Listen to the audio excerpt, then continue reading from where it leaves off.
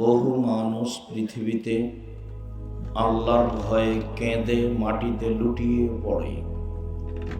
তাদের কান্নার শব্দ তাদের ভয় ভীতিকে আরো বেশি করে দেয়। অত্র আয়াতে প্রমাণিত হয় যে পৃথিবীতে এক শ্রেণীর মানুষ আল্লাহর ভয়ে কান্নাকাটি করে, আর যখন কান্নাকাটি করে তখন কান্নার শব্দটা তাদের কানে গেলে তাদের ভয় ভীতি আরো বেড়ে যায়। আমরা কান্নাকাটি করি না বা করতে পারি না, এর অর্থ এই নয় যে কেউ কাঁদে না। এর অর্থ এই নয় যে আল্লাহর ভয়ে কেউ কাঁদে না, এটা নয়। আল্লাহ যা বলেন তাতে এক শ্রেণীর মানুষ আল্লাহর ভয়ে কান্নাকাটি করে। আল্লাহ তাআলা আমাদের নবীকে বলেন, ফাইদা ফারাগতা ফানসব ওয়া ইলা রাব্বিকা ফারগাব। মুহাম্মদ সাল্লাল্লাহু আলাইহি সাল্লাম, আপনি যখন দুনিয়াবি কাজ থেকে অবসর হবেন তখন আপনি কঠোর শ্রমে রাতের ইবাদতে আত্মনিয়োগ করুন, আর আপনি আমাকে যা বলবেন তা কান্নাকাটি করে বিনয়ের সাথে বলুন। আল্লাহকে যা বলতে হবে তা বিনয়ের সাথে কান্নাকাটি করে বলতে হবে, এ কথা রাসূল সাল্লাল্লাহু আলাইহি সাল্লাম বলেন। আবু হুরায়রা রাদিয়াল্লাহু তাআলা আনহু বলেন, রাসূল সাল্লাল্লাহু আলাইহি ওয়াসাল্লাম বলেছেন, মান তাওয়াজ্জা ফাহসানুল উজুয়া, কেউ যদি ওযু করে, সুন্দর করে ওযু করে, ওয়াসাল্লা রাকাতাইন, 2 রাকাত সালাত আদায় করে, মুকবিলান আলাইহিমা বিকলবিহি ওয়াজহিহি, মনে প্রাণে ভয় ভীতি নিয়ে, মনে প্রাণে ভয় ভীতি নিয়ে কেউ যদি সুন্দর করে ওযু করে 2 রাকাত সালাত আদায় করে, তাহলে তার অতীতের সব পাপ ক্ষমা হয়ে যাবে। অন্য এক বর্ণনায় এসেছে, ওয়াজাবাত লাহুল জান্নাহ, তার জন্য জান্নাত জরুরি, সে যাবে। সুন্দর করে ওযু করে 2 রাকাত সালাত আদায় করেছে ভয় ভীতি নিয়ে, কান্নাকাটি করে সুন্দরভাবে, তাহলে সে জান্নাতে যাবে, তার জন্য জান্নাত জরুরি। ভালো করে ওযু কথাটা বললে কয়েকটা কথা মাথায় আসে, একটু বলে রাখি। এই ছেলে, তোমরা ওখানে দাঁড়িয়ে কেন? নাকি জায়গা নাই নাকি? আর তোমরা যারা দায়িত্ব পালন করছো তারা কি করছো? দেখো, যারা দাঁড়িয়ে আছে ওদের বসতে অনুরোধ করো। আর যারা দোকানপাটে আছেন, আপনাদের একটু শরম বোধ হয় না কেন? আজকেই হাট বাজার করতে হবে, জিলাপি কিনতে হবে, কিছু একটু মূল্যায়ন বোধ থাকা উচিত। নিজের কাজ ত্যাগ করে কিছুক্ষণ কথা শোনেন। আমি তো আপনার জন্য এসেছি, আর আজকের আসা আমার খুব কষ্টকর। আমি ঢাকা থেকে প্রতিষ্ঠানে গেছি, প্রতিষ্ঠানে বেশ কিছু কাজ ছিল। মাগরিবের পরে সেখানে আমি কাজগুলো শেষ করে রাস্তাতে ওই কোথায় যেন বিড়লদহ মাজারের ওখানে লোক থামিয়ে দেখলাম যে বেশ কিছু মানুষজন মসজিদে বসে আছে। ওখানে বেশ কিছুক্ষণ কথা বললাম, তারপরে আমি আসছি। আমি তো খুব ক্লান্ত বলে আমি মনে করছি, কিন্তু আপনি আজকে এসে দোকানে বসে আছেন কেন? বক্তব্য শুনতে এসে আপনার শরম হয় না কেন? আপনি কেন বসে থাকবেন ওখানে? নির্বাচন করে, দল সংগঠন করে ভিতর নষ্ট হয়ে গেছে নাকি? মানুষের বিরোধিতা করে, বদনাম করে, গালি দিয়ে নষ্ট হবে, এটাই স্বাভাবিক। আলেম ওলামা হলে কি হবে? আলেম ওলামা একজন আর একজনকে একবারে ধুয়ে ছেড়ে দিচ্ছে, এমন বলা বলছে। গত পরশুদিন এক মৌলানা সাহেবের সাথে দেখাতাম, বলছে, আচ্ছা মৌলানা সাহেব, একজন মাওলানা যখন আরেকজন মাওলানার বিরুদ্ধে বলে তখনও কি সে আলেম? তো শরম পাচ্ছে। কেমনে হয়? কই আমাদের তো বলার প্রয়োজন হয় না। আমি তো বহুদিন বলছি, প্রতিদিনই বলছি, 90 সাল থেকে আমি কারোর বিরুদ্ধে বলিনি, আছি তো, বলা লাগে না। পিছন দিকে তাকিয়ে দেখার প্রয়োজন নেই, আমি প্রয়োজন বুঝতেও পারি না। কোনো কর্ম আমাকে ভেবে করা লাগে না, সব এমনিতেই সামনে দাঁড়িয়ে আছে।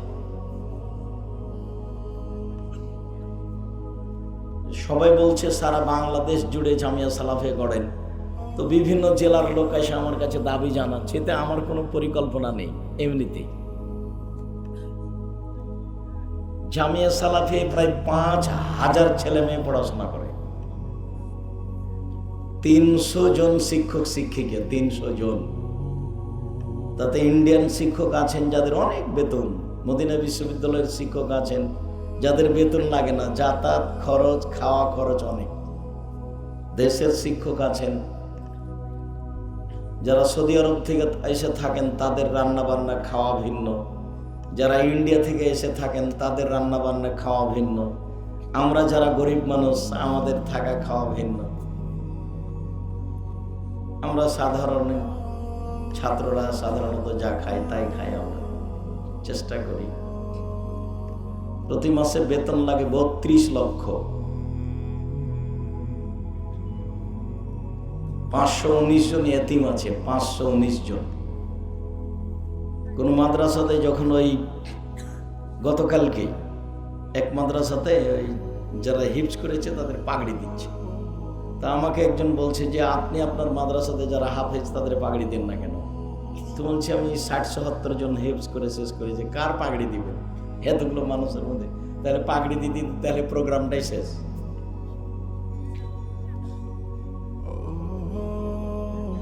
তো কারোর বিরুদ্ধে কিছু বলা লাগে না, আলহামদুলিল্লাহ খুব ভালো অবস্থায়।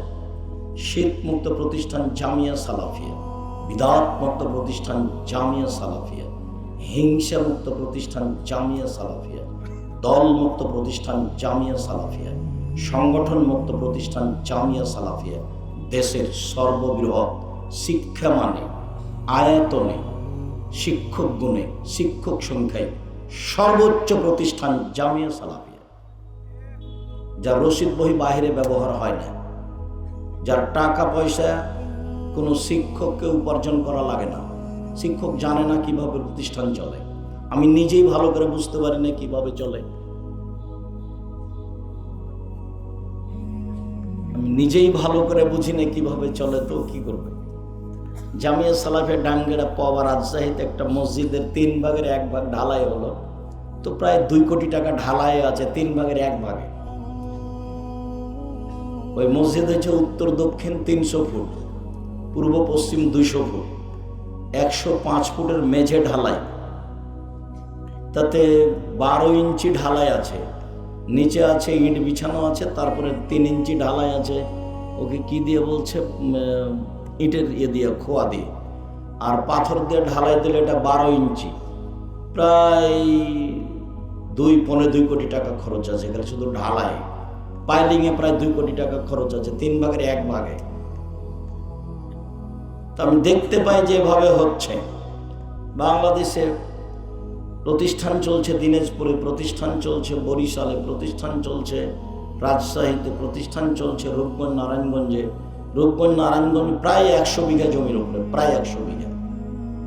মেয়েদের অংশ 22 বিঘা, মেয়েদের অংশ, যার একদিক থেকে একদিক 9 পয়েন্ট কম 1 কিলোমিটার। এগুলোর পিছনে আমি সময় দিই, ভাবি, চিন্তা করি, এগুলো নয়, স্বাভাবিকভাবে ধীরে চলছে হচ্ছে। আর এক শ্রেণীর মানুষ এত গুতা মারছে আর বদনাম করছে, ও একবারে জান ভরে বদনাম করছে, মন ভরে, মন ঠান্ডা করে। আমার করা লাগে না, পিছন দিকে আমি দেখি না কে যে আছে, আর আমি মোবাইল তো চালাতে পারি না, কাজে দেখি না, কেউ একটু বললে শুনতে পাই। সম্মানিত দিনী ভাই বোন, সুন্দর করে ওযু। আবু হুরায়রা রাদিয়াল্লাহু তাআলা আনহু বলেন, রাসূল সাল্লাল্লাহু আলাইহি সাল্লাম বললেন, আলা আদুল্লুকুম মাইমাল্লাহু বিল খাতায়ার ফাবিহি দারাজাত, আমি তোমাদের এমন একটা আমলের কথা বলে দিব না যাতে মান বেড়ে যাবে, পাপ মিটে যাবে। আমি এমন একটা আমলের কথা বলে দিব না যাতে মান বেড়ে যাবে, পাপ মিটে যাবে। কালু, সাহাবীগণ বললেন, বালা বলেন বলেন সেটা কি? মান বেড়ে যাবে, পাপ মিটে যাবে, ভালোই তো কথা। মান বেড়ে যাবে, পাপ মিটে যাবে, কথা তো ভালো, বলেন সেটা কি? তখন আল্লাহ রাসূল বলছেন, এক, ইসবাগুল ওযু, সুন্দর করে ওযু করা। দুই, কাসরাতুল খুতা ইলাল মাসাজিদ, পায়ে হেঁটে মসজিদে যাওয়া। তিন, ইন্তজারুস সালাত বাদা সালাত, এক সালাতের পরে আর এক সালাতের অপেক্ষা করা। জোহর পড়েছি, আসর কখন পড়বো, কখন হবে, এই নিয়ে প্রতীক্ষমান থাকা। এই তিনটে যদি করে মান বেড়ে যাবে, পাপ মিটে যাবে, পাপ মিটে যাবে, মান বেড়ে যাবে, পাপ মিটে যাবে, মান বেড়ে যাবে। তিনটে, সুন্দর করে ওযু করা। সুন্দর ওযুর দুটা বাক্য থাকবে একটু পরে ইনশাআল্লাহ। এক, দুই হলো পায়ে হেঁটে মসজিদে যাওয়া। তিন, এক সালাতের পরে আর এক সালাতের অপেক্ষায় থাকা। মনে থাকবে না? মনে থাকবে। আব্দুল্লাহ ইবনে আব্বাস রাদিয়াল্লাহু তাআলা আনহু বলেন, একদা আল্লাহ তাআলা আমাদের নবীকে বললেন, মুহাম্মদ হাল তাদরি ফিমা ইখতাসিমুল মালাউল আলা, মুহাম্মদ আপনি কি বলতে পারেন উপরে কি নিয়ে হইচই হচ্ছে? আল্লাহ আমাদের নবীকে ডাকেন মুহাম্মদ বলে, জিবরাইল আলাইহিস সালাম আমাদের নবীকে ডাকেন মুহাম্মদ বলে, সাহাবীগণ আমাদের নবীকে ডাকতেন আল্লাহর রাসূল বলে। আল্লাহ রাসূল বলেছেন, আল্লাহ রাসূল করেছেন, আল্লাহ রাসূল দিয়েছেন। আর মাযহাবী লোকেরা আল্লাহ রাসূলকে ডাকে হুজুরে পাক সাল্লাল্লাহু আলাইহি ওয়াসাল্লাম। যেমন কোরআন শরীফ তেমন হুজুরে পাক, হুজুরে পাক। দুর্বল পয়েন্টে কোনোদিন যাওয়া লাগেনি। কোরআন শরীফ চলবে না, শরীফ শব্দ চলবে না, এটাই চূড়ান্ত। পৃথিবীর কোনো পথ দিয়ে ওটা বৈধ করার কোনো পথ নেই। দুনিয়া একদিকে হয়ে গেল। যখন করোনা শুরু হয়েছিল তখন আমি বলেছিলাম, সারা পৃথিবীর মানুষ যদি বলে 3 ফুট পর পর দাঁড়াতে হবে, তবে এটা বৈধ হবে না। মুহাম্মদ সাল্লাল্লাহু আলাইহি সাল্লামকে আবার বলতে হবে পৃথিবীতে এসে যে 3 ফুট পর পর দাঁড়ানো যায়। যেহেতু মুহাম্মদ সাল্লাল্লাহু আলাইহি সাল্লাম কিয়ামত পর্যন্ত আর কোনোদিন আসবেন না, কাজে 3 ফুটের বৈধতাও হবে না, কোনো পথ নেই। বলেছিলাম করোনার আমি 5 পয়সা জিরো দাম দিনে যে যার করোনা হয়েছে তার সাথে একসাথে খাবো। যে করোনায় মারা গেছে তার জানাজা দেবো, গোসল দেবো, সব কিছু করবো, আমি করব। এতে যদি আমাকে করোনা ধর, এটা আমি বলবো না যে তার কারণে ধরেছে। আমি বলবো পৃথিবী সৃষ্টির 50,000 বছর পূর্বে আমার ভাগ্যে করোনা লেখা হয়েছিল, সেই জন্য ধরেছে। মাস্ক দিয়ে আমি ভাগ্য বাড়াতে চাইনি। দুবাই ওই সময় গিয়ে বলছে আপনি মাস্ক লাগান, জরিমানা হলো 3,000 দিরহাম, অনেক টাকা। 3,000 দিরহাম। বলে আচ্ছা চলো জরিমানা লাগুক তো, তারপরে দেখা যাবে। মাস্ক দিয়ে ভাগ্য বাড়াতে রাজি নই, বিশ্বাস করি ভাগ্যকে। আল্লাহর নবী বলছেন, মানুষ যখন সৃষ্টি করেছেন আল্লাহ, তখন লিখেছেন হায়াতাহু ওয়া মাউতাহু ওয়া রিজকাহু ওয়া মাসাইবাহু। লিখে দিয়েছেন তার জীবন, লিখে দিয়েছেন তার মরণ, লিখে দিয়েছেন তার রুজি, লিখে দিয়েছেন তার অসুখ বিসুখ, মাসাইবা, রোগ ব্যাধি, করোনা লিখা আছে। তো যদি লিখা হয়ে থাকে, এখন যদি ও পাথরের মধ্যে ঢুকে যায় তবুও করোনা ধরবেই। আর যদি লিখা না থাকে, যার করোনা হয়েছে আর গায়ের সাথে গাও লাগিয়ে যদি থাকে তো ধরবে না। এইভাবে ভাগ্যকে বিশ্বাস করি। অতএব মাস্ক দিয়ে ভাগ্য বাড়াতে আমি আব্দুর রাজ্জাক বিন ইউসুফ প্রস্তুত নই। সারা দুনিয়ার মানুষ যদি মাস্ক লাগায়, তবু আমি আব্দুর রাজ্জাক বিন ইউসুফ মাস্ক লাগাবো না। যদি হিসাব নিকাশ করে বাঁচতো মানুষ করোনা থেকে, তাহলে ঢাকার ফিউচার পার্কের মালিক আর মারা যেত না করোনায়। ওরা তো দেশের পানি খায় না। আর করোনা যাকে হয়েছে সে যা খাচ্ছে নিচে ফেলে দিচ্ছে, ওটা ফকির খাচ্ছে, ওকে করোনা ধরে না। আর একজনের বউ পাশে যায় না, আর একজনের বউ করোনা যার হয়েছে তার গায়ের সাথে লাগিয়ে ঘুমাচ্ছে, তো বউকে করোনা ধরে না। একবার দিন রাত দেখছে, তারপরে একবারে এমনি মানুষ থেকে গেছে যে হুজুরে উল্টে গেছে। সে দাপট কত মিম্বারে দাঁড়িয়ে। সম্মানিত দিনী ভাই বোন, আল্লাহ বলছেন মোহাম্মদ, জিবরাইল বলেন মোহাম্মদ, সাহাবীগণ বলতেন আল্লাহর রাসূল, মাঝহাবি মানুষেরা বলে হুজুরে পাক। মাঝহাবি মানুষেরা বলে হুজুরে পাক সাল্লাল্লাহু আলাইহি সাল্লাম বলেছেন হুজুরে পাক। হবে না এগুলো, আল্লাহ রাসূলেরটাই বলতে হবে, সাহাবীরটাই বলতে হবে। আল্লাহ বলছেন হাল তাদরি ফিমা ইয়াক্তাসিমুল মালাউলা আলা, আপনি কি বলতে পারেন উপরে কি নিয়ে হইচই হচ্ছে? কালা নাম, তিনি বলেন হ্যাঁ আমি বলতে পারি। ফিল কাফারা, মানুষের পাপ কিভাবে মিটে যাবে এই নিয়ে হইচই হচ্ছে। কি করলে মিটে যায়, কি করলে মিটে যায় এই নিয়ে হইচই হচ্ছে। কি করলে? এক, ইসবাগুল ওযু, সুন্দর করে ওযু করলে। দুই, আল মাসল আল আকদাম, পায়ে হেঁটে মসজিদে গেলে। তিন, আল মাকসু ফিল মসজিদ বাদা সালাওয়াত, সালাতের পরে মসজিদে বসে বসে তাসবিহ তাহলিল জিকির আজকার করলে। সালাম ফেরার পরে লাফ দিয়ে দাঁড়িয়েছে, ঘুরে তিনটায় আসলো, পাপ মিটে যায়, মান বেড়ে যায়। এক, সুন্দর করে ওযু করলে।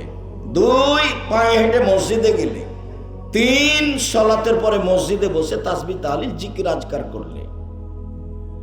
এখন আল্লাহ রাসূল বলছেন মান ফালা আশা বেখাইরিন মাতা বেখাইরিন, এইটা যে করলো তার মরে যাওয়া ভালো, তার বেঁচে থাকা ভালো, তার মরে যাওয়া ভালো, তার বেঁচে থাকা ভালো, তার মরে যাওয়া ভালো, তার বেঁচে থাকা ভালো, দুটাই সমান।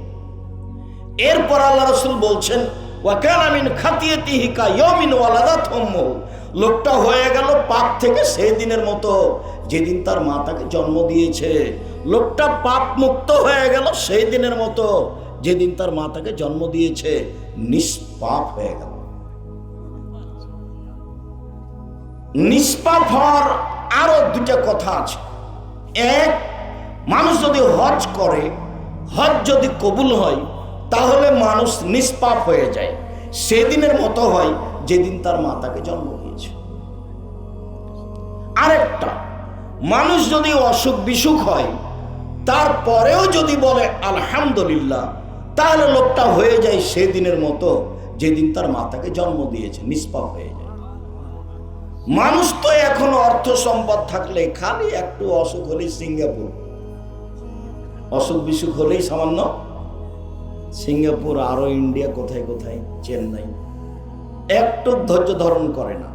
অথচ আল্লাহ নবী বলছেন যে মানুষের যদি জ্বর হয়, জ্বর, তাহলে তার শরীর থেকে পাপ ঝরে যায়। লোহা, চাঁদি, স্বর্ণ কামারের হাপরে, কামারের ভাটিতে দিয়ে লাল হয়ে যাওয়ার পরে লোহাতে যে মরিচা আছে ওটা ঝরে যায় যেমন, স্বর্ণে যে মরিচা আছে ওটা ঝরে যায় যেমন, জ্বর হলে মানুষের পাপ ঝরে যায় তেমন। হাদিস বুখারী মুসলিম। একটুকু দেরি করে না, ধৈর্য ধারণ করে না, টাকা পয়সা এভাবে খরচ করে। তিন ধরনের মানুষ নিষ্পাপ হয়। এক, সুন্দর করে ওযু করে পায়ে হেঁটে মসজিদে গিয়ে সালাতের পরে বসে বসে তাসবিহ তাহলিল করবে, মনে থাকবে না মনে হয়। দুই, হজ কবুল হলে। তিন, বলো অসুস্থ হলে আলহামদুলিল্লাহ, অসুস্থ হলে আলহামদুলিল্লাহ বললে লোকটা হয়ে যাবে সেই দিনের মতো যেদিন তার মা তাকে জন্ম দিয়েছে। একটু বলে রাখি, সুন্দর ওযু, সুন্দর অজু হলো সব অঙ্গ 3 বার করে ধুইতে হবে। কবজি পর্যন্ত ধুইতে গিয়ে যদি 10 বার পানি লাগে সম্পূর্ণ ভিজাতে, যখন সম্পূর্ণ ভিজেছে তখন একবার ধোয়া। ধোয়া জায়গায় পানি দিয়ে ধোয়ার নাম দ্বিতীয়বার ধোয়া, ধোয়া জায়গায় পানি দিয়ে ধোয়ার নাম তৃতীয়বার ধোয়া। এ হলো সুন্দর অজু। যখন তখন আল্লাহ রাসূল সুন্দর অজু শব্দটা ব্যবহার করেন। তিনি বলেন, মানুষ যদি সুন্দর করে অজু করে তাহলে অজুতে তার সব পাপ মিটে গেছে। তো এখন সালাতটা কি হবে? সালাতটা তার জন্য মান বেড়ে যাবে, নফল হয়ে যাবে। নফল নফল সালাতে মান বাড়ে, নফল সালাতে মান বাড়ে।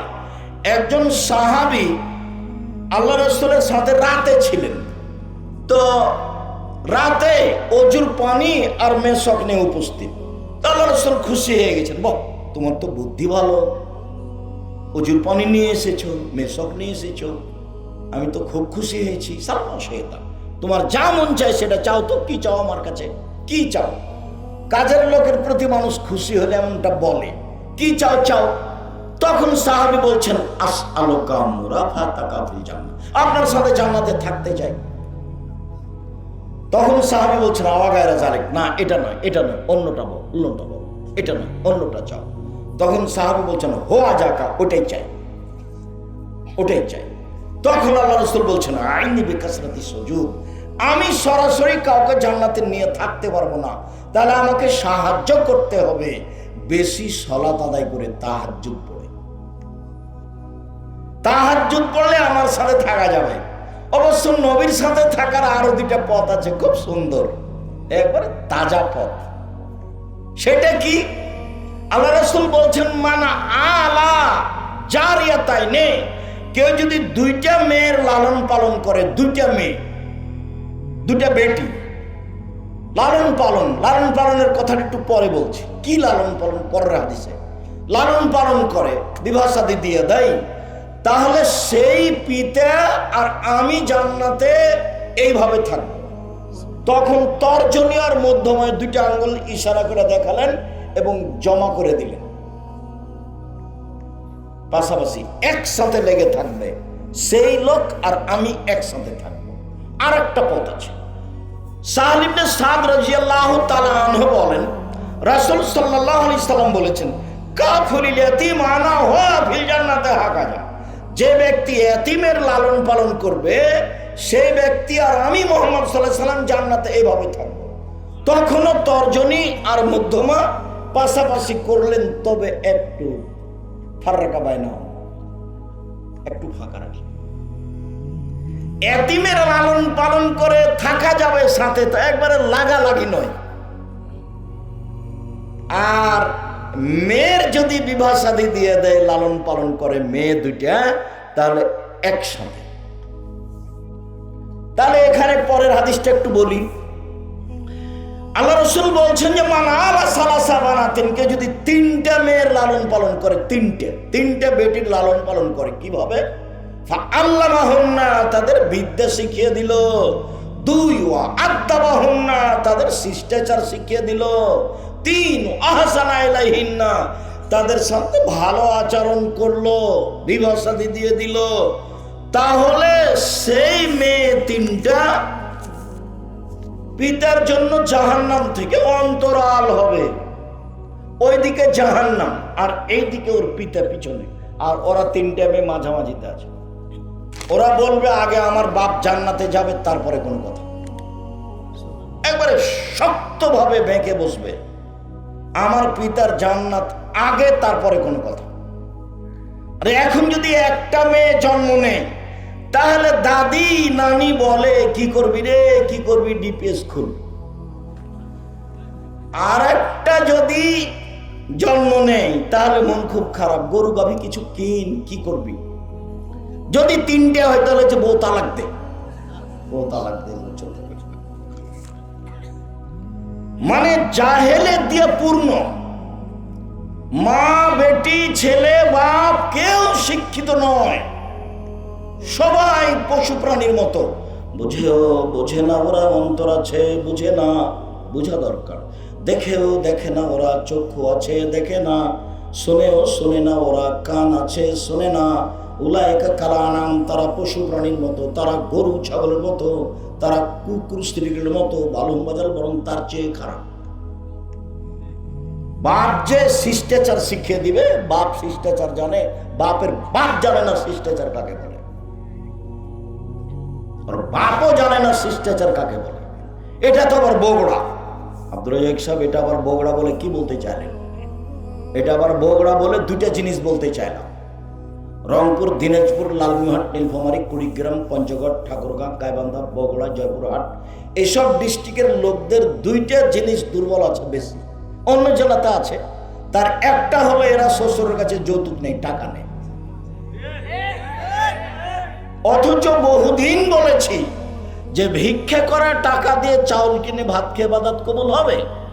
ভিক্ষা করা টাকা দিয়ে চাউল কিনে ভাত খেয়ে ইবাদত কবুল হবে, যৌতুকের টাকা দিয়ে চাউল কিনে ভাত খেয়ে ইবাদত কবুল হবে না। এই যে আমি বললাম, দেখে কোন মায়ের বেটা একে উল্টে এভাবে ধরতে পারে? 30 বছর থেকে বলছি, 24 ঘন্টার মধ্যে টাকা ফেরত দিতে হবে। খাটখাটনা, চৌকি, বাক্স, মোটরসাইকেল, সাইকেল যা আছে সব ফেরত দিতে হবে। ভিক্ষা করে খাবা, ভিক্ষা করে খাও, খাব বাপ্পাটা। শ্বশুরের টাকা নিবা কেন? লজ্জা হয় না? কি পড়াশোনা করেছ?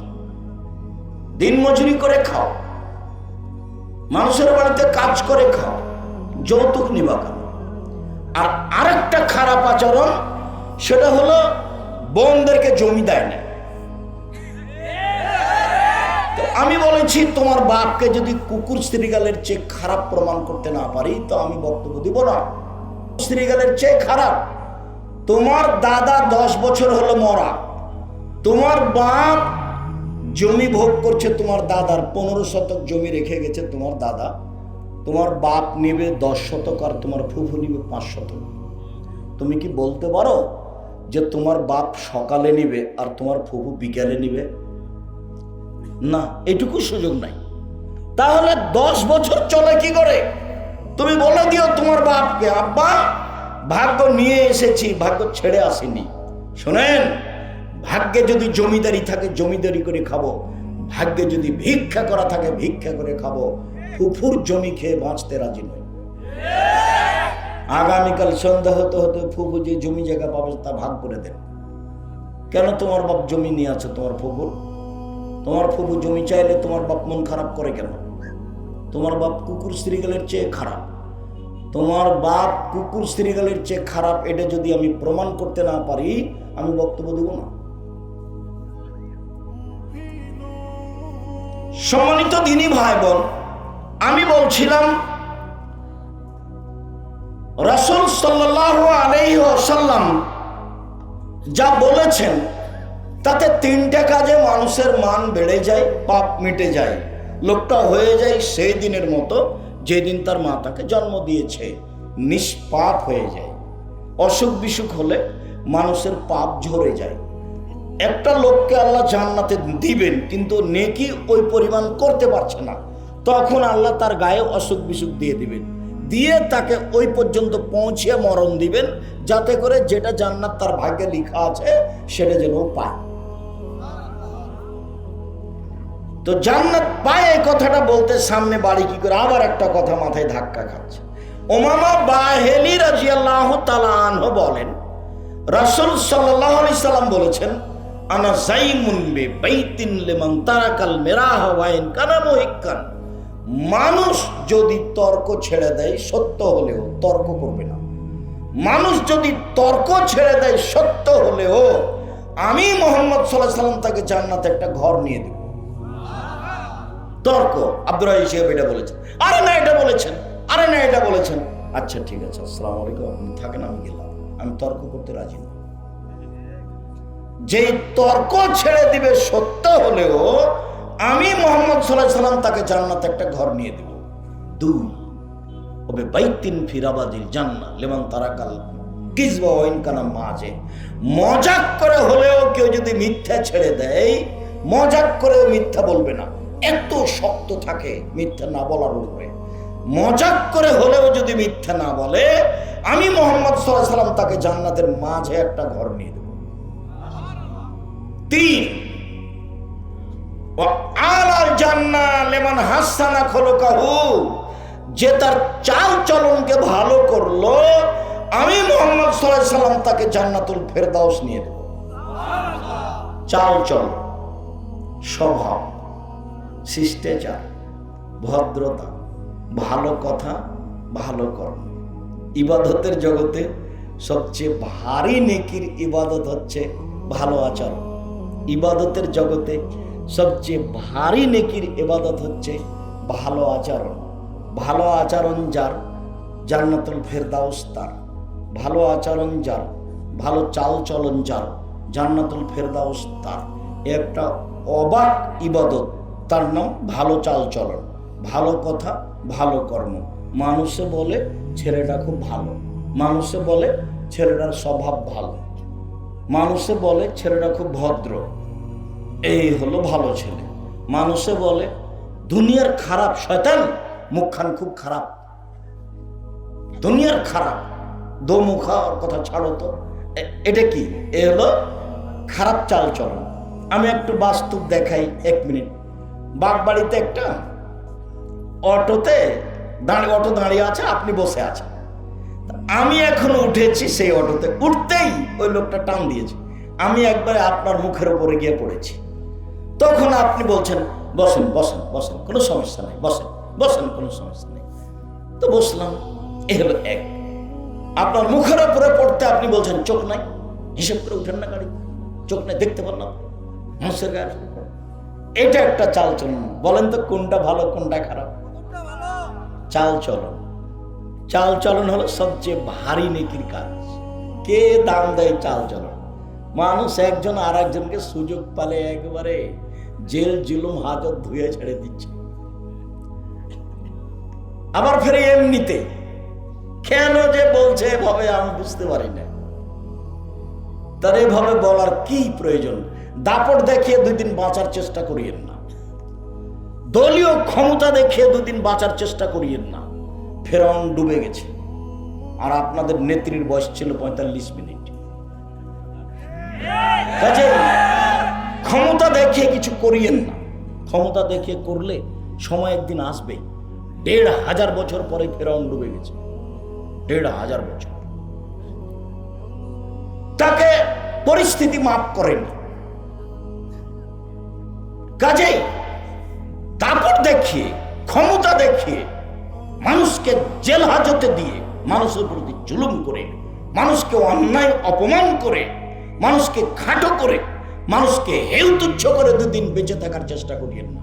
খুব সাধারণভাবে নরম হয়ে বাঁচে।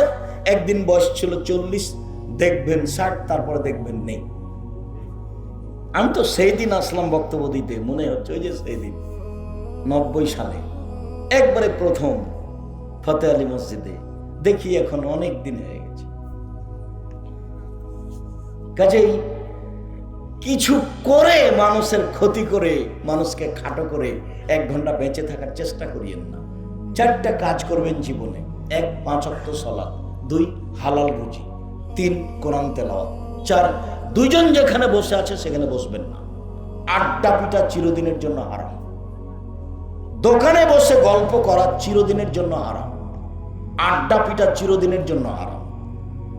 এশার সালাত আদায় করে এসে মাথায় টুপি দিয়ে ওই ল্যাংটা মেয়ে টিভিতে নাচছে, আর আপনি দেখে চক্ষু ঠান্ডা করছেন, কলিজা ঠান্ডা করছেন মাথায় টুপি দিয়ে, আর আপনি মানুষের বদনাম করছেন, তখনও আপনি ভালো মানুষ? কেমনে আপনি ভালো মানুষ হলেন? কিভাবে হয় এটা?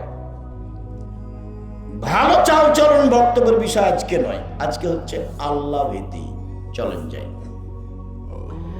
আনাস রাদিয়াল্লাহু তাআলা আনহু বলেন, খাতাবানা রাসূলুল্লাহ সাল্লাল্লাহু আলাইহি ওয়াসাল্লাম খুতবাতান মা সামিতু মিসলাহা কাত্ত। একদা আল্লাহর নবী আমাদের মাঝে বক্তব্য দিলেন, এমন বক্তব্য দিলেন, এরকম বক্তব্য জীবনে কোনোদিন শুনিনি। তাতে তিনি বললেন,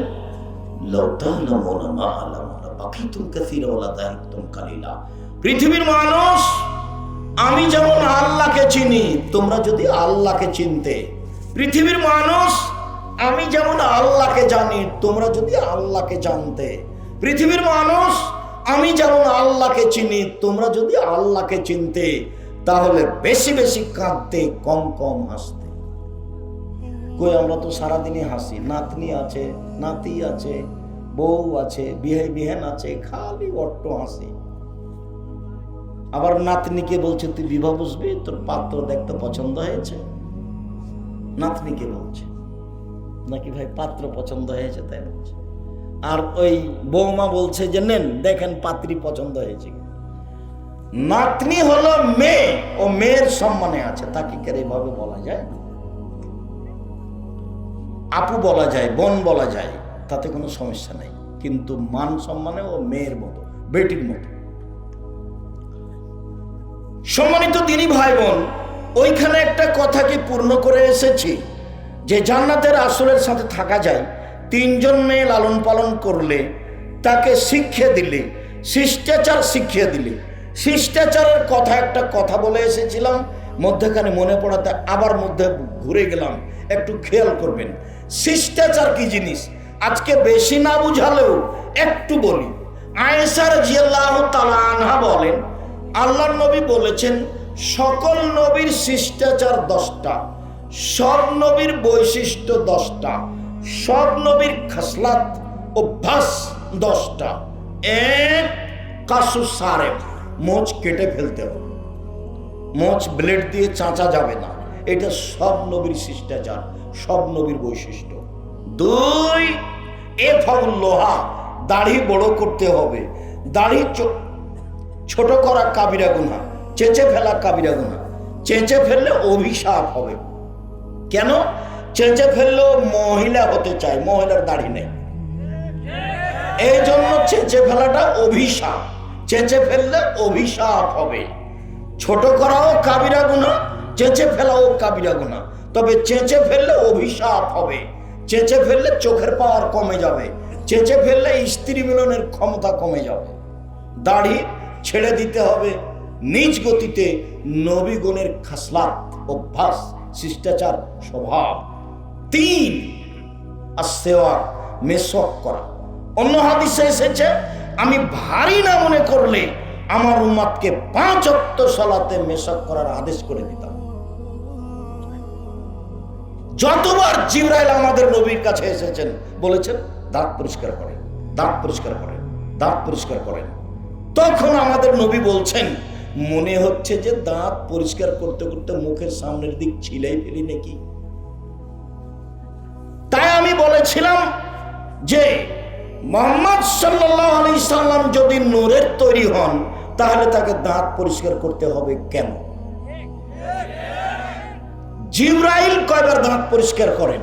জিবরাইল কয়বার করেন? একবারও না। কেন? ওর পদার্থ ভিন্ন, ওর তৈরি পদার্থ ভিন্ন, ওটা নূর, ওটা আলো। আর মুহাম্মদ সাল্লাল্লাহু আলাইহি সাল্লাম মাটির তৈরি, এর পদার্থ ভিন্ন। মুখে মানবিক গন্ধ আছে, সেই জন্য ভদ্রলোক এই বাক্য সহ্য করতে না পারে কিনা ধুইয়া দিল। যখন এখন দেখছেন কিছু আলেম ওলামা, কিছু আলেম ওলামা করে ধুইয়া দিচ্ছে,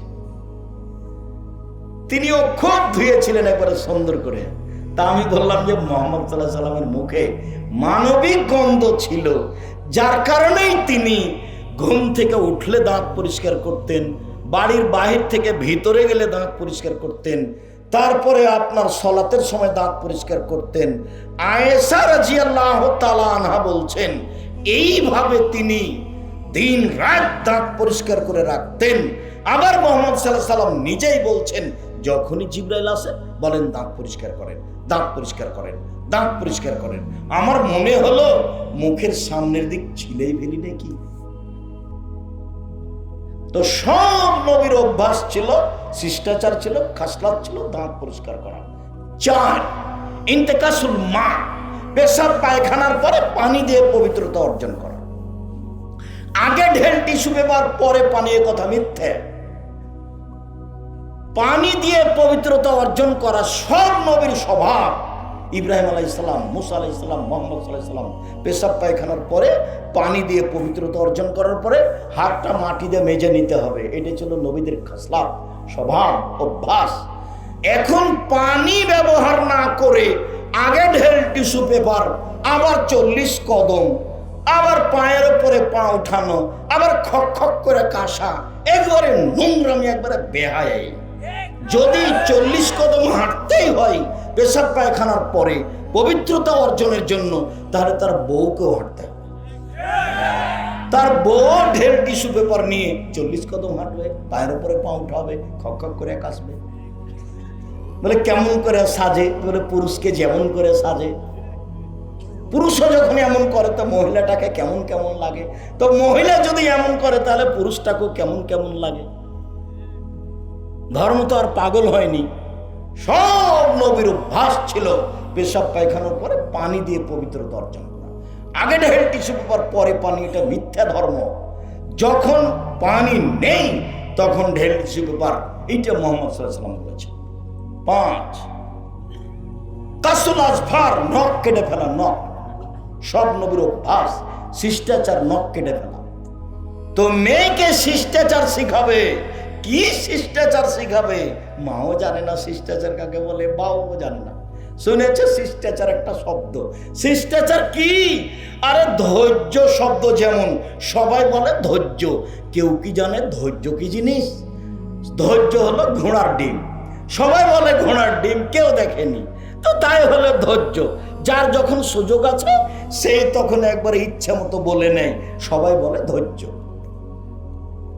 যার যখন সুযোগ আছে সে তখন ইচ্ছা মতো জেল হাজত দিয়ে নেয়, সবাই বলে ধৈর্য। একজন বিপদে পড়লে আর একজন খুব হাসি দেয়, আবার গরু জবাই করে। গরু জবাই করতে আমি নিজে দেখেছি, গরু জবাই করতে আমি নিজে দেখেছি। সবাই বলে ধৈর্য। ধৈর্য কি জিনিস? ধৈর্য কি ঘোড়ার ডিম?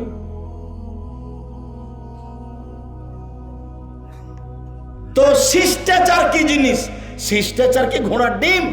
এখন এখানে যারা মহিলারা বসে আছে, অধিকাংশ মেয়েদের নখ বড় আছে, তোর ওর বাপ নাই নাকি? ওটা কি তার সৎ বাপ? ওর মা নাই, ওটা কি তার সৎ মা? আমি বলেছি সৎ মা, কিন্তু আসলেই কি সৎ মা? সৎ মা নয় তো। আমি বলেছি সৎ বাপ, তা আসলেই কি সৎ বাপ? সৎ বাপ নয় তো, হলো অযোগ্য বাপ, ঘৃণিত কাপুরুষ বাপ। শিষ্টাচার কাকে জানে না। আল্লাহর নবী বলছেন যে ওই মেয়ে বাপের জন্য অন্তরাল হবে জাহান্নাম থেকে বাঁচার জন্য। যেই বাপ মেয়েকে বিদ্যা শিখিয়ে দিল, শিষ্টাচার শিখিয়ে দিল, ভালো আচরণ করলো, বিবাহ শাদী দিয়ে দিল, সে মেয়ে 3টে হবে অন্তরাল। শিষ্টাচার কাকে বলে? শিষ্টাচার কি জিনিস? সামনের দিকের মাথার চুল ছোট করা, সেটাই কি শিষ্টাচার? সব চুল ছোট করা, সেটাই কি শিষ্টাচার? ভরু তুলে চিকন করা, সেটাই কি শিষ্টাচার? দাঁত ছিলে চিকন করা, সেটাই কি শিষ্টাচার? এই নগ্ন স্কিন পায়জামা পরা, সেটাই কি শিষ্টাচার? আরে একবারে স্কিন পায়জামা পরে আছে আর বাপের মাথায় টুপি আছে, সব বছরই হজ করে, ওমরা করে মাসে মাসে। এটা বাপ আর এটা বেটি। আমি বলেছি সৎ বাপ, আর আপনি বলছেন আপনারা এইসব এভাবে বলিয়েন না। বলেন আমি কি করতে পারি? আপনি যদি স্বাভাবিক মনে করেন তাহলে এটা মিথ্যা। আপনার নাম মুসলিম আর আপনার ধর্মের নাম ইসলাম। ইসলাম মানে মেনে নেওয়া, মুসলিম মানে মেনে নিয়েছি। ইসলাম মানে মেনে নেওয়া, মুসলিম মানে মেনে নিয়েছি। বলেন আপনি কি মেনে নিয়েছেন? শিষ্টাচার কাকে বলে? কাপড় পরার সময় ডান হাতটা ঢোকাতে হবে আগে, এর নাম শিষ্টাচার। শিষ্টাচার কাকে বলে? বাচ্চার জুতা পরালে ডান পায়েরটা আগে পরাতে হবে, তার নাম শিষ্টাচার। শিষ্টাচার কাকে বলে? মসজিদে ঢোকার সময় ডান পাটা আগে দিতে হবে, তার নাম শিষ্টাচার। শিষ্টাচার কাকে বলে? বাচ্চাকে ডান কাতে শোয়াতে হবে দোয়া পড়ে, তার নাম শিষ্টাচার। শিষ্টাচার কাকে বলে? বাচ্চাকে দুধ খাওয়ানোর সময় বিসমিল্লাহ বলতে হবে, নইলে শয়তান দুধ খাবে, খাবেই, নিশ্চিত খাবে, অবধারিত খাবে, খাবেই খাবে। নবী বলেছেন খাবে, অতএব খাবে। মা যখন বাচ্চাকে দুধ খাওয়াবে তখন মায়ে বিসমিল্লাহ বলবে। শিষ্টাচার কাকে বলে? পেশাবখানায় যাবে, পায়খানায় যাবে, দোয়া বলে দিবে। শিষ্টাচার কাকে বলে? গিলাসটা ডান হাতে ধরবে। শিষ্টাচার কাকে বলে? ডান হাতে খাবে, শিষ্টাচার কাকে বলে? সালাম দিয়ে বাড়ি থেকে বের হবে, শিষ্টাচার কাকে বলে? সালাম দিয়ে বাড়িতে ঢুকবে, শিষ্টাচার কাকে বলে? শিষ্টাচার কি জিনিস? নখ বড় আছে তখনও তার বাপ ভালো মানুষ, তার বাপ খারাপ মানুষ, অযোগ্য মানুষ, ও সৎ বাপ, ও সৎ বাপ, ও মা সৎ মা। ওই মা জানে না মা কাকে বলে। ওর বাপ বিবাহ দিয়েছে, স্বামীর কাছে গেছে, তাই তার বাচ্চা হয়ে গেছে, সেই জন্য মা। ওর জানা নাই মা কাকে বলে। চিরদিন 30 বছর থেকে বলে আসছে একটা হাদিস, যখনই কোনো বক্তব্য দিয়েছি তখন সে হাদিস এসেছে মা কাকে বলে। তখন আমি জাবেরের হাদিসটা বলেছি। জাবের রাদিয়াল্লাহু তাআলা আনহু বলেন, রাসূলের সাথে আমরা এক জায়গা থেকে যুদ্ধ করে আসছি, এখন মসজিদে ঢুকবো। আল্লাহ রাসূল বললেন, থামো থামো থামো, সবাই এখানে থাকো, সকালে যাও, এখানে রাতে থাকি, মদিনায় সকালে ঢুকবো। আমি জাবের বললাম, আল্লাহর নবী, আমি নতুন বিবাহ করেছি, আমাকে বাড়ি যেতে দেন। তো এইটুকু বলতেই আল্লাহ রাসূল বলতে লাগলেন, ও নতুন বিবাহ করেছো, কুমারী মেয়ে বিবাহ করেছো না তালাক প্রাপ্তা মেয়ে বিবাহ করেছো? তা আমি বললাম যে তালাক প্রাপ্তা মেয়ে বিবাহ করেছি। তার বিবাহ হয়েছিল, স্বামী তাকে তালাক দিয়ে দিয়েছে, আমি তাকে বিবাহ করেছি। তখন আল্লাহ রাসূল বলছেন, হাল্লা বিক্রাম তুলায় বহা তুলায় বোকা, তুমি কুমারী মেয়ে কেন বিবাহ করলে না? তুমি তার সাথে খেলতে, ও তোমার সাথে খেলতো। তুমি কুমারী মেয়ে কেন বিবাহ করলে না? তুমি তার সাথে খেলতে, ও তোমার সাথে খেলতো। তুমি কুমারী মেয়ে কেন বিবাহ করলে না? তুমি তার সাথে খেলতে, ও তোমার সাথে খেলতো। আল্লাহ রাসূল তো এই পর্যন্ত বললেন। দেখেন এবার জাবের কি বলেন। জাবের রাদিয়াল্লাহু আনহু বলছেন, আল্লাহর নবী শোনেন, আমার আব্বা উহুদের যুদ্ধে শহীদ হয়েছেন 9 জন মেয়ে রেখে, আমার 9 জন বোন আছে। আল্লাহ রাসূল শোনেন, আমার আব্বা উহুদের যুদ্ধে শহীদ হয়েছেন 9 জন মেয়ে রেখে, আমার 9 জন বোন আছে। আক্রাহু আন আতাযাওয়াজা মিসলাহুন্না, তাদের মতো কম বুদ্ধির মেয়েকে বিবাহ করা আমি পছন্দ করিনি 4টা কারণে। আমার বোনদের সমবয়সের মেয়েকে বিবাহ করা পছন্দ করিনি 4টা কারণে। এক, তুয়াল্লে মহন্না, বেশি বয়সের তালাক প্রাপ্তা মেয়ে বিবাহ করেছি যাতে করে আমার স্ত্রী আমার বোনকে বিদ্যা শিখাতে পারে। 2, বলে তুয়াদ্দে বাহন্না, যাতে করে আমার স্ত্রী আমার বোনদেরকে শিষ্টাচার শিখাতে পারে। 3, বলে তারাজ্জলাহন্না, যাতে করে আমার স্ত্রী আমার বোনদের মাথার চুল চিরুনি করে সাজগোজ করে পরিপাটি করে রাখতে পারে। 4, বলে তাকুমা আলাইহিন্না, যাতে করে আমার স্ত্রী আমার বোনদের উপরে পাহারা দিতে পারে। তার নাম মা। রাসূলের সামনে বিবরণ দিলেন জাবের রাদিয়াল্লাহু আনহু, আমি বেশি বয়সের মেয়ে বিবাহ করেছি তালাক প্রাপ্তা 4টা কারণে। আমার 9 জন বোন আছে, সবাই কম বয়সের, কারো বিবাহ হয়নি। 1, আমার স্ত্রী যেন আমার বোনদেরকে বিদ্যা শিখাতে পারে। 2, আমার স্ত্রী যেন আমার বোনদেরকে শিষ্টাচার শিখাতে পারে। বিদ্যা না হয় বুঝলামই, ছেঁচড়া মেছড়া করে কি যে শিখালো। 4 পাস করেনি, তাই বলছে মেয়েকে ডাক্তার করবে, তাই নিয়ে খুব ব্যস্ত। 6 পড়ার পরে 4 জন মাস্টার, ক্লাস 8-এ গিয়ে 6 জন মাস্টার, ম্যাট্রিক পাস করার পরে ইন্টার পাস করার জন্য যে কয়েকটা সাবজেক্ট সব মাস্টার। তারপরে ডাক্তারিতে ভর্তি করেছে কোনো বিশ্ববিদ্যালয়ে, কয়েকদিন পরে মেয়ে আরেকজনের সাথে চলে গেছে। তখন টাকাটি কি হলো? কোলার বাড়ির সেই ছেলেটা অতীব মেধাবী, ভালো ভদ্র ছেলে, সবাই তাকে বলে খুব ভদ্র, খুব মেধাবী, সবাই বলছে উত্তরবঙ্গে সবচেয়ে মেধাবী, তাই পড়াশোনা করেছে, বাপে বলেছে বড় ডাক্তার। তো পড়াশোনা করে লন্ডন থেকে এসেছে, পিজি হাসপাতালের ডাক্তার, 3 লক্ষ টাকা বেতন। তো দেখলাম সেই দিন আসলো কোলার বাড়িতে, গাড়ি থেকে নামলো, কথার কথা গ্রামের লোকজন দৌড়িয়ে এসেছে, চাচি খালা ফুপু দেখবে কত সুন্দর আদরের ছেলে, লন্ডন থেকে পড়ে এসেছে। গাড়ি থেকে নামলো, দেখা গেল গায়ে গলায় টাই আছে, গায়ে স্যুট আছে, পায়ে জুতা আছে, মোজা আছে, দাড়ি চাঁচা আছে, হাতে সিগারেট আছে। এ অবস্থায় ছেলে গাড়ি থেকে নামলো। গ্রামবাসীর খুব ভালো ভদ্র ছেলে। একটু পরে বৌমা গাড়ি থেকে নামলো, দেখা গেল হালকা হালকা গায়ে কাপড় আছে। একটু পরে নাতনি গাড়ি থেকে নামলো, দেখা গেল গায়ে কাপড় নেই, দেখা গেল গাড়ির পিছন দিকে কুকুর আছে। গাড়ির পিছন দিকে কি আছে? কুকুর আছে। বলেন টাকা লস হয়েছে না লাভ হয়েছে? আবার পিজি হাসপাতালে গিয়ে দেখেন যারা সহযোগিতা করছে সবাই বেটি ছেলে মানুষ, মহিলা। আবার দেখেন প্রেসক্রিপশন লিখেছে ওই ওষুধ কোম্পানির, যারা তাকে টাকা দেয় ও জানে এর চেয়ে ভালো ওষুধ আছে, তারপরেও যারা তাকে টাকা দেয় তাদের ওই কোম্পানির ওষুধ লিখেছে। বলেন এখন একে কি করবেন? এ কি করবে জাতি? আমাকে বলছে আব্দুর রাজ্জাক সাহেব, 3টে ছেলে একটা একটু স্কুলে দিলে হয় না? বলছে সবাই তো দেয়, কাজে আমি ওই পাতা ছিঁড়ে দিয়েছি। সবাই দেয় তো সেই জন্য আমি ওই পাতা ছিঁড়ে দিয়েছি, ওই পাতা আমি রাখিনি। তারপর তাকে দেখে ছেড়ে দেবো কি বলতে চায় আমাকে।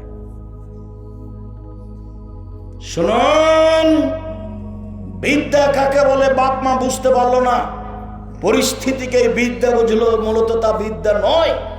বিদ্যা কি জিনিস এটা শুনতে হলে আব্দুল্লাহ যেভাবে বিস্তারিত সময়ে বিশ্ববিদ্যালয়ের সেমিনারগুলিতে বলছে সেগুলো আপনি দেখেন, তাহলে আপনি বুঝতে পারবেন বিদ্যা কি জিনিস। বিদ্যা মূলত কাকে বলে এইটা আপনি স্পষ্ট বুঝতে পারবেন। সম্মানিত দিনী ভাই বোন, শিষ্টাচার তো কেউ 5 পয়সা দাম দেয় না, নখ বড় আছে তো। আর আমি কি বলতে পারি? আমি বলে গেলাম ও হলো সৎ মা, এ পর্যন্ত বললাম। তারপরে যেটা আল্লাহ রাসূল বললেন, নবীগণের স্বভাব বৈশিষ্ট্য, নাক ফুলে বেতে বগলের লোম উঠিয়ে ফেলা, মহিলা হোক পুরুষ হোক ব্লেড দিয়ে কাটা যাবে না, উঠেই ফেলতে হবে। এটাই হলো নবীগণের শিষ্টাচার, বৈশিষ্ট্য, খাসলত, অভ্যাস। হালাকুল আনাত, নিচের লোম পরিষ্কার করতে হবে ঊর্ধ্বে টাইম 40 দিন, যেভাবে সহজ, যেভাবে সম্ভব। নারী পুরুষ একই রকম। এগুলো হলো নবীগণের অভ্যাস, এগুলো হলো নবীগণের স্বভাব। তারপরে হলো হায়া, লজ্জা। লজ্জা নবীগণের স্বভাব, লজ্জা নবীগণের খাসলাত, লজ্জা নবীগণের বৈশিষ্ট্য। সব নবীর একটা কথা ছিল, সব নবীর একটা বাক্য ছিল, এজালাম তাস্তাহি ফাসনামা শেতা। যখন তুমি লজ্জা করবে না তখন তুমি সব পাপ করতে পারো, যখন তুমি লজ্জা করবে না তখন তুমি সব পাপ করতে পারো। আর হায়া ওয়াল ঈমান আকারনাও জামিয়া, লজ্জা এবং ঈমান একসাথে জমা ধরে আছে, লজ্জা এবং ঈমান একসাথে জমা ধরে আছে। এই যে রফা আহদম রফেলা আখারো, একটা উঠে গেলে আর একটা চলে যায়। লজ্জা চলে গেলে ঈমান চলে যায়, ঈমান চলে গেলে লজ্জা চলে যায়। ঈমান যত বেশি হবে পাপ তত কম হবে, ঈমান যত কম হবে পাপ তত বেশি হবে। তাহাজ্জুদ পড়লেও হবে, হজ করলেও হবে, বোরখা পরলেও হবে। ঈমান দিয়েই পাপ ঠেকানো যায়। লোকে বলে ছেলেটা খুব ভালো, 5 ওয়াক্ত সালাত আদায় করে, হজও করে এসেছে, বাপের টাকা আছে, কিন্তু গোপনে পাপ করে কেউ জানে না। তাহলে বুঝতে হবে ঈমান কম। মেয়েটা বোরখা পরে আছে, তাহাজ্জুদ পড়ে, স্বামী যখন থাকে না বাড়িতে তখন প্রেমের গল্প করে, বুঝতে হবে ঈমান কম।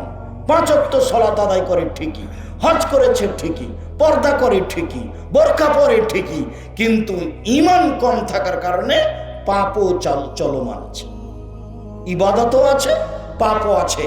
ঈমান দিয়ে পাপ ঠেকানো যায়। ঈমান যত কম পাপ তত বেশি, ঈমান যত বেশি পাপ তত কম। চলেন আবার ওখানে ফিরে যাই। সম্মানিত দিনী ভাই বোন, 7 শ্রেণীর মানুষ বিশেষ ছায়াতলে থাকবে। রাসূল সাল্লাল্লাহু আলাইহি ওয়াসাল্লাম বলেন 7 শ্রেণীর মানুষ বিশেষ ছায়াতলে থাকবে। 1, ইমামুন আদেল, ন্যায়পরায়ণ নেতা, যে সে বিচারের মাঠে বিশেষ ছায়াতলে থাকবে। বিচারের মাঠে সূর্য মানুষের মাথার উপরে 1 মাইল উপরে থাকবে, অর্ধ হাত কথাটা মিথ্যে, 1 মাইল উপরে থাকবে। তখন মানুষের শরীরে ঘাম বের হবে, কারো ঘাম হবে টাকনু পর্যন্ত, কারো ঘাম হবে হাঁটু পর্যন্ত, কারো ঘাম হবে কোমর পর্যন্ত, কারো ঘাম হবে নাক পর্যন্ত। আর 1 শ্রেণীর মানুষ বিশেষ ছায়াতলে থাকবে, তাদের গাও ঘামবে না, তারা ভালো থাকবে। 1, ন্যায়পরায়ণ নেতা। 2, শাবুন নাশা ফি ইবাদাতিল্লাহ, বাল্য জীবন থেকে ইবাদতে অভ্যাসী যারা, 7 বছরে সালাত শুরু করেছে, নামাজ শুরু করেছে, 10 বছরে রোজা শুরু করেছে, ছাড়েনি, জীবন এভাবে পার হয়ে গেছে, এরা থাকবে বিশেষ ছায়াতলে। 3, রাজুলুন কালবুহু বিল মসজিদ ইজা খারাজা মিন হাত্তা ইয়াউদা ইলাইহি, ওই লোক বিশেষ ছায়াতলে থাকবে যে লোক মসজিদে সালাত আদায় করে, মসজিদ থেকে বের হয়ে বাড়ি যায়, আবার ব্যস্ত থাকে কখন মসজিদে যাবে, আবার ব্যস্ত থাকে কখন মসজিদে যাবে, এই থাকবে বিশেষ ছায়াতলে। তারপরে বললেন রাজুলুন ইজতামা লিল্লাহি ওয়া তাফাররাকা আলাইহি, দুইজন মানুষ আল্লাহর জন্য ভালোবাসা রেখেছে, আল্লাহর জন্য বন্ধুত্ব কেটে দিয়েছে, যখন দেখেছে ওর ভিতরে পাপ আছে তখন বন্ধুত্ব কেটে দিয়েছে, এই থাকবে জান্নাতে বিশেষ ছায়াতলে। তারপরে এবার তারজমাতুল বাব, আলোচনার সাথে সম্পৃক্ত কথা, রাজুলুন যাকারাল্লাহ খালিয়ান ফাবাজাদানহু, নির্জনে আল্লাহকে ডাকলো, দুই চোখের পানি ঝরঝর ঝরঝর করে ঝরলো, এই লোক থাকবে বিচারের মাঠে বিশেষ ছায়াতলে, আল্লাহর ভয়ে কাঁদে যে। এই ছেলে, অল্প সময় 7 শ্রেণীর মানুষ বিশেষ ছায়াতলে থাকবে। তার এক শ্রেণীর মানুষ নির্জনে 2 রাকাত সালাত আদায় করে কান্নাকাটি করে আল্লাহকে বলে, আমি বড় অপরাধী, আমি বড় গুনাহগার, তুমি বড় দয়াবান, তুমি বড় ক্ষমাবান, তুমি আমার প্রতি একটু দয়া করো, আমাকে ক্ষমা করো। এভাবে বলতে বলতে বলতে বলতে ঝরঝর করে চোখের পানি আসে, এমন ব্যক্তি থাকবে বিশেষ ছায়াতলে। তারপর আল্লাহ রাসূল বললেন রাজুলুন দাত হেমারাতুন জাত হাসাবিন ওয়া জামালিন, কোন সুন্দরী মহিলা ভালো বংশের জেনার প্রস্তাব দিল, তখন আপনি বললেন ইন্নী আখাফুল্লাহ, আমি আল্লাহকে ভয় করি, আমি তোমার সাথে জেনায় লিপ্ত হতে রাজি নই, এই থাকবে বিশেষ ছায়াতলে। আপনি যদি জেনা বন্ধ করতে পারেন আজ থেকে, তাহলে পৃথিবীর যে কোনো বিপদ থেকে বেঁচে যাবেন, যে কোনো বিপদ যে জেনা চলমান আছে। আর বোকা ছেলে তুমি, ওই মেয়েটার সাথে কথা বলো, তুমি জানো তোমার সাথে যেমন ভাবে নোংরা কথা বলে মোবাইলে, এরকম তার আরো শত বন্ধু আছে। আর ওই বোকা মহিলাটার জানা দরকার যে তুমি যে একজনের সাথে এইভাবে কথা বলো, তোমার মনে রাখা দরকার যে ওই ছেলের আরো মহিলা আছে, যার একবার স্বভাব খারাপ হয়ে গেছে, সে আর স্বভাব ধরে রাখতে পারবে না, কঠিন। এর নাম আদত, এর নাম অভ্যাস। মানুষে বলে মানুষ অভ্যাসের দাস, মানুষে বলে মানুষ অভ্যাসের দাস। 1 মিনিট দেখাবো, দেখেন আব্দুর রহিম মিশরে পড়াশোনা করত, তো জামিয়া সালাফের পক্ষ থেকে ফিলিস্তিনিদের সাহায্য দিত, তো যারা মিশরে এসে অবস্থান করছে ওদেরকেও দিত। তো আমি যখন গত বছর হজ করে গেলাম মিশরে, তখন আমাকে বলল, আব্বু আমি 400-500 ফিলিস্তিনিকে দাওয়াত দিয়েছি সাহায্য করব বলে, আপনিও চলেন। ঠিক আছে চল। ওরা আরবি মানুষ, আরবি ভাষা ওদের, অরিজিনাল আরবি হচ্ছে ওরা। সব নবীর বসবাস ফিলিস্তিনে, গাজায়, সব নবীর সেটা হলো আসল জায়গা, তারা আরবি ভাষার মানুষ। এবার আমি যখন ওই সাহায্যের পাত্রগুলো এভাবে দিচ্ছি, সবাই বাম হাতে নিচ্ছে, সবাই বাম হাতে নিচ্ছে। আমি বক্তব্য বন্ধ করলাম, দেওয়া বন্ধ করলাম, দিয়ে হাদিস শোনালাম ডান হাত। আল্লাহ রাসূল বলেছে ডান হাতে নিতে হবে, ডান হাতে দিতে হবে।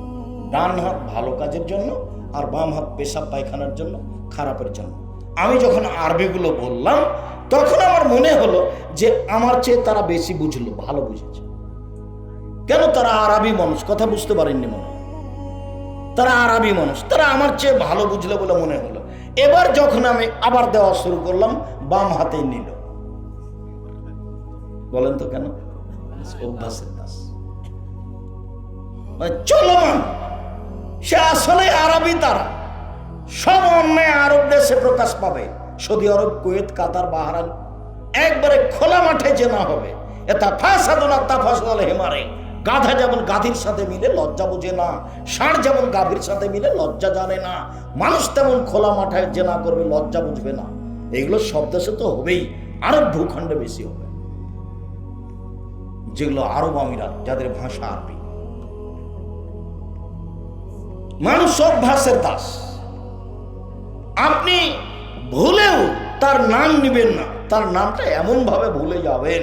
আমি আপনাকে বলেছি মানুষের উপরে 3টা বিপদ নেমে আসে 3টা পাপের কারণে।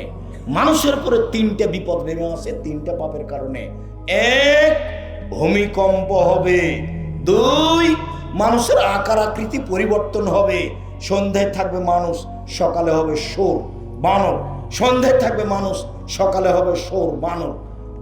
আরেকটা হলো সমস্যা নেমে আসবে, মসজিদে মারামারি, মাদ্রাসাতে মারামারি, রাস্তাঘাটে মারামারি, কে কাকে বলছে, আলো বলো মা, কেউ কাকে মানে না, একজন আর একজনের কথা মানে না, নির্দ্বিধায় বিরোধিতা করছে, মারামারি লাগিয়ে দিচ্ছে। সমস্যা নেমে আসবে।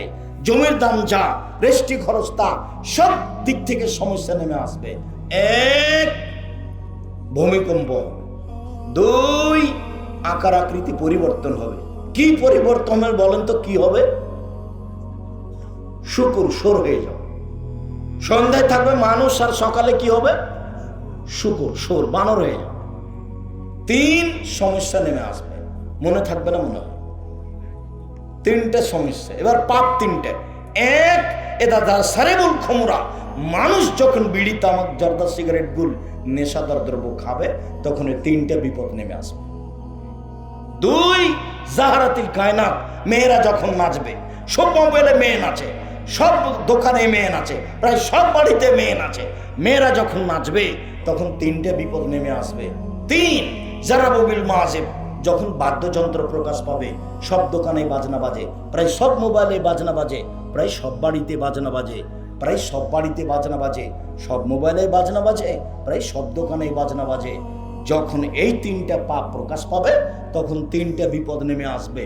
পাপ 1, নেশাদার দ্রব্য পান করবে মানুষ। পাপ 2, মেয়েরা যখন নাচবে। পাপ 3, বাদ্যযন্ত্র যখন প্রকাশ পাবে। এই 3টা পাপ আর ওই 3টা বিপদ রাসূল সাল্লাল্লাহু আলাইহি ওয়াসাল্লাম দুঃখ করে বলেছেন। তারপরে আল্লাহ রাসূল বললেন, ডান হাতে দান করলো, বাম হাত জানতে পারলো না, মানে গোপনে দান করলো, এই লোকটা বিশেষ ছায়াতলে থাকবে। বলছিলাম ইবনে আব্বাস রাদিয়াল্লাহু তাআলা আনহু বলেন, রাসূল সাল্লাল্লাহু আলাইহি ওয়াসাল্লাম বলেছেন 2 শ্রেণীর মানুষ জান্নাতে যাবেই, ওরা জাহান্নামে যাবে না। 1, আল্লাহর ভয়ে কাঁদে যে। 2, আল্লাহর রাস্তায় পাহারা দেয় যে, এরা জান্নাতে যাবে, যাবেই যাবে। সালাসাতুন লা তারাহুম উয়ুন, 3 শ্রেণীর মানুষ জাহান্নাম দেখবে না। 3 শ্রেণীর মানুষের চক্ষু জাহান্নাম দেখবে না, ওরা জান্নাতে যাবেই যাবে। 1, বাকাতুন খাসিয়াতিল্লাহ, যে আল্লাহর ভয়ে কাঁদে ও জান্নাতে যাবেই। 2, হারাসাত ফি সাবিলিল্লাহ, যে আল্লাহর রাস্তায় পাহারা দেয় সে জান্নাতে যাবেই। 3, গাজাতান মাহারিমিল্লাহ, বেগানা নারীকে দেখে চক্ষু নিচু করে যে, সে জান্নাতে যাবেই। এবার যে আপনি হাই স্কুলের হেডমাস্টার, গার্লস স্কুলের, আপনার তো চোখ ভালো দেখে কোন মেয়ে কেমন, আপনি ভালো করে বলতে পারবেন বিবরণ দিতে বললে। আল্লাহ রাসূলের কথাটা কি? এবার তোমার মোবাইলে কি হবে? তুমি যে তোমার মোবাইলে ল্যাংটা মেয়েকে দেখে চক্ষু ঠান্ডা করছো, কলিজা ঠান্ডা করছো, জানটা সহজ করছো, তো জান্নাতের মহিলা কি এত সহজ? আল্লাহ তাআলা জান্নাতের মহিলাদের ব্যাপারে চ্যালেঞ্জ করে বলেছেন, জান্নাতের মহিলাদেরকে কোনোদিন জিন স্পর্শ করেনি, মানুষ কোনোদিন স্পর্শ করেনি। ওরা এত সুন্দরী, ওরা এত সুন্দরী, ওদেরকে দেখে মনে হবে ঝিনুকের মধ্যে লুকানো মুক্তা। ওদের মাথার চুল হবে লম্বা লম্বা, কোঁকড়া কোঁকড়া, কুচকুচে কালো। ওদের চক্ষু হবে টানা টানা, লম্বা লম্বা, ডাগর ডাগর। 15-16 বছর মেয়েরা যেমন, জান্নাতের মেয়েরা এরকম ভিন্ন ধরনের নারী। এদেরকে আপনি ভোগ করতে চান? রং মাখানো পতিতালয়ের মেয়েকে মোবাইলে দেখে জান্নাত অত সহজ? হযরতিন নারবি শাহওয়াত, জাহান্নাম ঘেরা আছে মনের ইচ্ছা দিয়ে, হযরতিল জান্নাত বিল মাকারিহে, জান্নাত ঘেরা আছে নিয়ম নীতি দিয়ে। শক্ত নিয়ম নীতির ফলাফল জান্নাত, স্বাভাবিকভাবে চলার ফলাফল জাহান্নাম। ইচ্ছা মতো চলার নাম জাহান্নাম, নবীর নীতিতে চলার নাম জান্নাত। সম্মানিত দিনী ভাই বোন, রাসূল সাল্লাল্লাহু আলাইহি সাল্লাম বললেন 3 শ্রেণীর মানুষ জান্নাতে যাবেই, তার এক শ্রেণীর মানুষ বেগানা নারীকে দেখে চক্ষু নিচু করে। যে আল্লাহ রাসূলকে জিজ্ঞাসা করা হলো, আল্লাহ নবী, হঠাৎ যদি কোনো নারীর উপরে চোখ পড়ে যায় তাহলে কি করব? আল্লাহ রাসূল, হঠাৎ যদি কোনো নারীর উপরে চোখ পড়ে যায় তাহলে কি করব? তখন উনি বলছেন, আমারানি, আল্লাহ রাসূল বললেন, আন আসরিফা বাসারি, আমি চোখটা ফিরিয়ে নিব। তো যদি আপনি টিভিতে খবর শোনেন তাহলে আপনাকে এভাবে বসে থাকতেন, ওই মেয়েটার উপরে চক্ষু রেখে কেমনে খবর শুনবেন? এখন আমরা তো আর খবর শুনি না, বাড়িতে টিভিও নাই, কাজে ওই পাতা আমাদের কাছে নেই।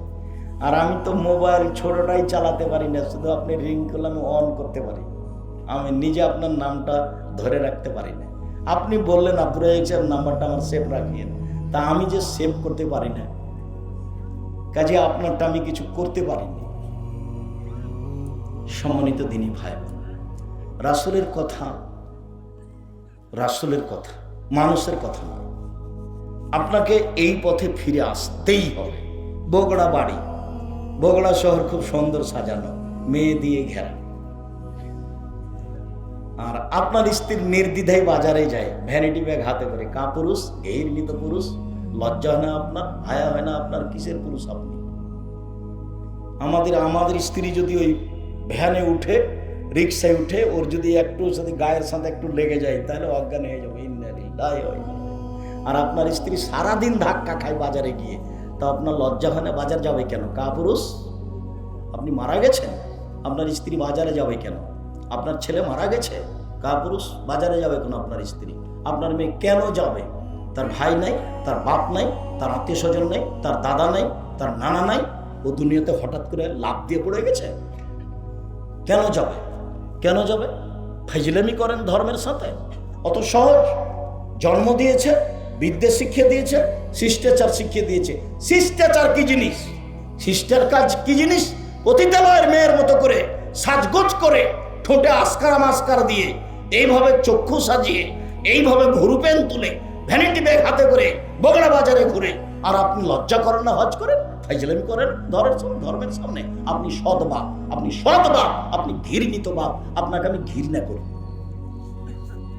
তুলে রাখেন এসব তাহাজ্জুদ। 3 শ্রেণীর মানুষ জান্নাতে যাবে না। 1, নিয়মিত নেশাদার দ্রব্য পান করে যে। 2, রাজালত মিনান নিসায়ে, পুরুষের বেশধারী নারী, যারা পুরুষের জুতা স্যান্ডেল পরে, যারা পুরুষের শার্ট প্যান্ট পরে, যারা পুরুষের পোশাক পরে, যারা গেঞ্জি গায়ে দিয়ে চলে, যারা স্কিন পায়জামা পরে, যারা শার্ট গায়ে দেয়, তারা জান্নাতে যাবে না।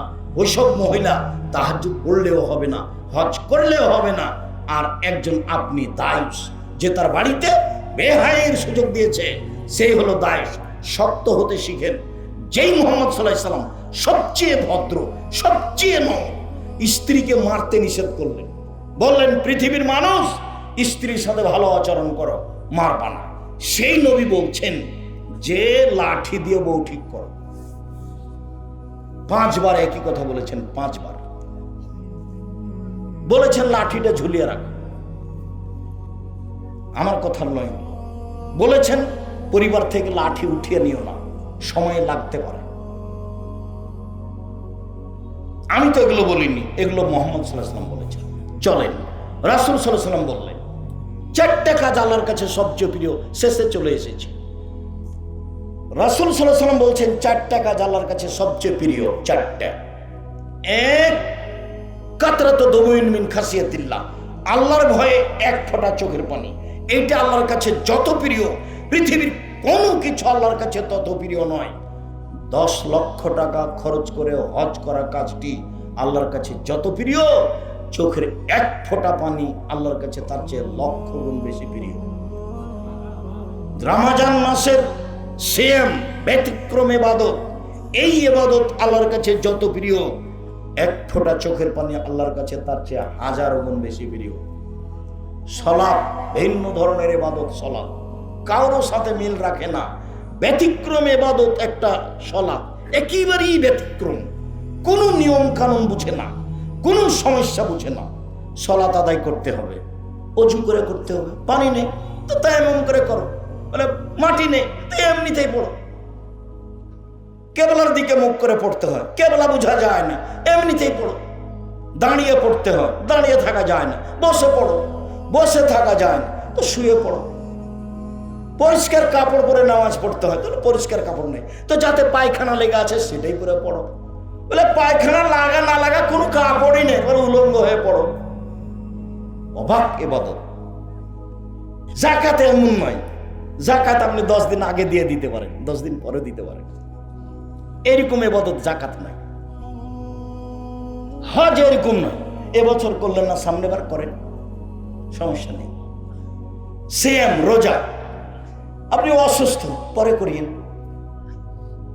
দেখেন কিছু মানে, সালাত একেবারেই ভিন্ন ধরনের ইবাদত, কোনো কিছুই মানে না, কোনো কিছুই মানে না। এরপরেও সালাত ইবাদত আল্লাহর কাছে যত প্রিয়, এক ফোঁটা চোখের পানি আল্লাহর কাছে তার চেয়ে হাজারো গুণ বেশি প্রিয়। লাইসা শাইউন আহাব্বা ইলাল্লাহি মিন কাতরাতাইনি ওয়া আসারাইনি, এক ফোঁটা চোখের পানি। 2 আল্লাহর রাস্তায় এক ফোঁটা গায়ের রক্ত, ফি সাবিলিল্লাহ জিহাদ, এক ফোঁটা গায়ের রক্ত। 3 যুদ্ধে নেমে কেটে যাওয়া ফেটে যাওয়া দাগ চিহ্ন, 3 নম্বর। এইটা যত প্রিয় অন্য কিছু তত প্রিয় নয়। 4 ইবাদত করতে করতে কপালের দাগ, হাঁটুর দাগ, পায়ের টাকনুর দাগ, এই দাগ আল্লাহর কাছে যত প্রিয়, পৃথিবীর কোনো কিছু আল্লাহর কাছে তত প্রিয় নয়। 4টে সিরিয়াল আসছে দেখেন। এক ফোঁটা চোখের পানি, এটা সহজ। 2 এক ফোঁটা রক্ত, এটা কঠিন। 3 যুদ্ধে নেমে কেটে যাওয়া ফেটে যাওয়া দাগ, এটা কঠিন। 4 ইবাদত করতে করতে টাকনুতে হাঁটুতে কপালে দাগ, এটা কঠিন। একটা নিজের আয়ত্তের ভিতরে না, 1 নম্বরটা আছে, এক ফোঁটা চোখের পানি। রাসূল সাল্লাল্লাহু আলাইহি ওয়াসাল্লাম বলছেন, লাইসা শাইউন আকরামু ইনদাল্লাহি মিনাদ দুআয়ে, আল্লাহর কাছে চাওয়া কাজটা সবচেয়ে প্রিয়, সবচেয়ে প্রিয়। মানুষের স্বভাব আর আল্লাহর গতি এক নয়। এইটা কোলার বাড়িতে ধনী মানুষ, আমার ছেলের হাত ভেঙে গেছে, আমি বললাম ভাইজান আমার ছেলের হঠাৎ করে হাত ভেঙে গেছে, ভাইজান আমাকে 10,000 টাকা কর্জ দেন। তো এখন তো টাকা নাই রে, আচ্ছা দেখি একটু পরে আয়, আপনি তো খুব ভালো মানুষ, সবাইকে দেন, আমি আসছি। তখন 10,000 টাকা দিয়েছে বিকালে। পরের দিন আবার গেছি, 10,000 টাকা দিবেন ভাইজান, এরকমভাবে আর একটা ঘটনা ঘটে গেছে, তোর জন্য কি টাকা বানাই নাকি? এটা হলো মানুষের স্বভাব। আর আল্লাহর গতিবিধি হলো যতবার বলবেন তত খুশি। আমাকে একটা ভ্যানের ব্যবস্থা করে দেন, ঠিক আছে ভালো। আমাকে বগুড়া শহরে একটু জমির ব্যবস্থা করে দাও, আচ্ছা ঠিক আছে। 10 বার বলেন, 100 বার বলেন, 100 বার বলেন, যত বলবেন তত খুশি, যত বলবেন তত খুশি। বলবেন না তখন অসন্তুষ্ট। মুখখান নাই, বলো না কেন? মানলাম ইয়াসারিল্লাহ ইয়ারজাবালে, যে চায় না তার উপরে রাগান্বিত হয়, যে চায় না তার উপরে রাগান্বিত হয়। মুখখান নাই, একটু বলতে পারো না যে আল্লাহ আমাকে দাও? হাত খান উঠিয়ে বলতে পারো না যে আল্লাহ আমাকে দাও? মুখখান তো এই জন্য দিয়েছি, হাত খান তো এই জন্য দিয়েছি, বলো আমাকে, বলো না কেন? না বললে অসন্তুষ্ট, বললেই খুশি। মানুষের স্বভাব। পরের দিন যদি যান তাহলে কি বলবে? এটা টাকা চালাচ্ছে নাকি, তোর জন্য টাকা বানায়। আর এখানে যত বলবেন তত খুশি, যত বলবেন তত খুশি। সম্মানিত দিনী ভাই বোন, তো ইবাদত করতে করতে দাগ এইটা, তারপরে চাওয়া কাজটা খুব প্রিয়। এইবার রাতে উঠে সুন্দর করে 2 রাকাত ওযু করে 2 রাকাত সালাত আদায় করে হাত তুলে চোখের পানি ঝরিয়ে চাইলেন, এটা হলো সবচেয়ে সুন্দর। হাতটা এভাবে থাকবে মানে দেন, হাতটা এভাবে থাকবে মানে এখনই দেন। সম্মানিত দিনী ভাই বোন, আমি আলোচনার শেষে এসে আপনাদেরকে বলছি যে আল্লাহ ভীতি ভিতরে নিয়ে আসেন, নইলে পরকাল টিকবে না। জীবনে বেঁচে থাকাটা মিছামিছি হবে। এমনিতে পরিবারের উপরে খুব শক্ত হন, স্ত্রী ছেলে মেয়ের উপরে খুব শক্ত হন, একবারে শক্ত। 5 ওয়াক্ত সালাত নেই, পিটিয়ে সালাত আদায় করাতে হবে।